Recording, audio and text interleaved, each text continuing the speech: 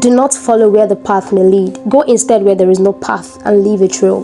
This, we can say, was the story of an African man who toured 87 countries of the world on a scooter, meeting political leaders, celebrities, and very influential people, majorly to show the world the blessedness of Africa.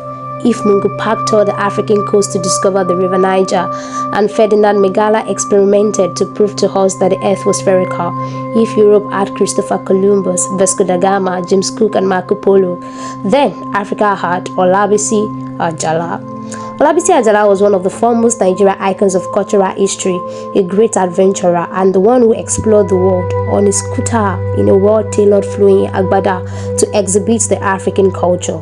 Moshood Adisa Olabisi Ajala was born in Ghana to Nigerian Muslim parents in 1934, the 25th of his father's 30 children from 4 wives. Even if history ignores Olabisi Ajala, the phrase Ajala the Traveler, a nickname that is common in the southwest Nigeria for the adventurers, those who can stay in a place for too long, means he can never be forgotten.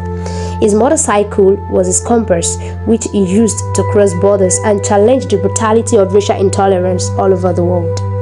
At the age of 18, he went to America to further his studies. Ajala's goal was to study medicine, and as a matter of fact, he was the first black student to be admitted by the Delta Upsilon Pi, a co-educational Greek-led organization at the DePaul University in Chicago in January 1952, where he was a pre-medical student. Ajala was so active that he was made a feature editor of the campus newspaper, the DePaulian. Ajala said at the time that once he became a medical doctor, he was going to return to Africa, in his words, wage war on voodoo and other superstitions. He would never fulfill that career dream, as he had abandoned the stethoscope for a life on the road. He later moved to Roosevelt University, they then called the Roosevelt College, to study psychology.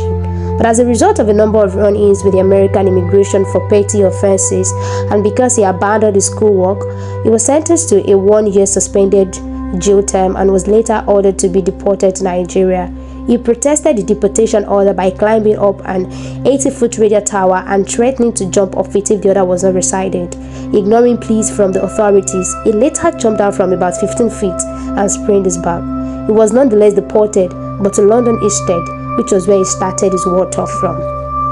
At the age of 22, fame came to the charismatic icon on June 12, 1952, when he decided to embark on a trip from Chicago to Los Angeles, covering about 2,280 miles all on a bike. He was received by Los Angeles City Mayor Fletcher Boron with a tour, during which he stopped to deliver lectures at 11 major cities. He sought to educate the American people that we Africans do not go about nakedly in loincloths. He visited nations such as India, Russia, Jordan, Iran, Israel, Australia, using nothing but a motor scooter, and met with most powerful people in the world. This included personalities like the Sir Abubakar Tafawa Balewa, who was Nigeria's first prime minister, the Marshal Ayub Khan of Pakistan, Godmer of Israel, the Gamal Nasser of Egypt, General Ignatius Akipong of Ghana, Odinga Oginga, the former vice president of Kenya, and many others. His travel particularly impressed Mrs. Golda Meir, the then Prime Minister of Israel. On meeting with Ajala, she said, as quoted in Ajala's memo, "It's not often we have this kind of trouble. Your bravery impressed us. We thought we should crown it."